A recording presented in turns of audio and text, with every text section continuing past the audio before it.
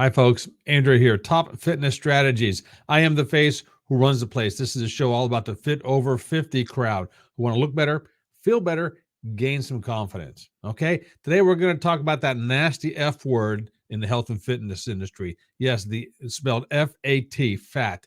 I said it, deal with it. I'm at the age now where I'm not going to get offended by every little word that comes out. And if you feel that word is offensive, sorry. All right. I'm not saying it to mean it to be offensive, but who in our lifetime, or who in your lifetime, or who in a lifetime, especially if you're over 50 years old, hasn't ever said to yourself, man, I feel fat today.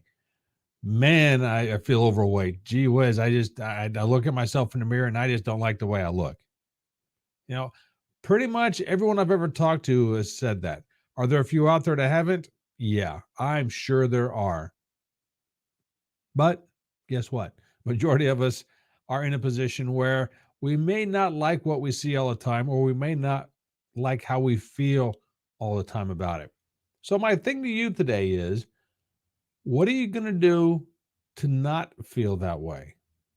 And I bring this up because I recently read something, and I've read it a long time ago, but it recently resurfaced, and I read it again. And it doesn't have to deal with the health and fitness realm, but I'm turning it into the health and fitness realm. Here's the deal: if you feel fat, or if you feel overweight, or if you feel sluggish, why is that? Chances are it's because of the food that you ate. It's going to put you in that mindset. It's going to put you in that feeling. And here's the correlation I'm doing here, and I'm add this to the screen as well. Sorry for your podcasters, but I'm just going to read it to you here as we go along here. All right, and again, this is not health and fitness related, but I'm going to tie it all in here in just a second. This was a commencement address by Neil Bortz to Texas A&M grads. I don't know when this was. I'm guessing in the mid 2000s, somewhere 2000, between 2000 and 2010. I'm guessing, and that's just a guess. And you don't have to worry about who Neil Bortz is. He was a radio host for a longest time. I do believe he's retired now. But anyway, here's what he said in the commencement address, and I'm going to tie it into the health and fitness thing in a second, okay? And I'm just going to read this verbatim here. You have heard, no doubt, that the rich get richer and the poor get poorer. Interestingly enough, our government owns. Say it again.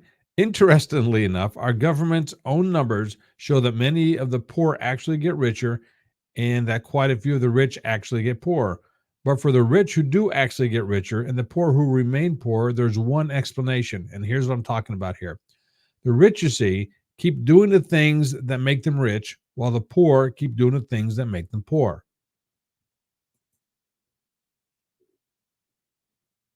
I'll let that sink in for a second. The rich keep doing things that make them rich, while the poor keep doing things that make them poor. But Andrew, what does that have to do with anything with health and fitness? Think about this. The folks who are healthy and fit, what do? They do things to make them healthy and fit.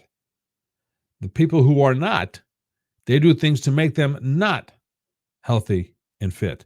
Now, if you want to say healthier, that's fine. So if you are feeling sluggish, if you are feeling fat, so to speak, why don't you do things that will not make you feel that way?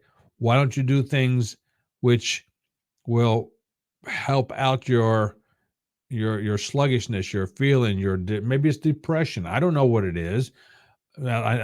Just for the fact that if you're feeling not healthy, well, quit doing things that make you feel that way. Quit eating the things that make you feel fat. Quit drinking the things that make you feel fat.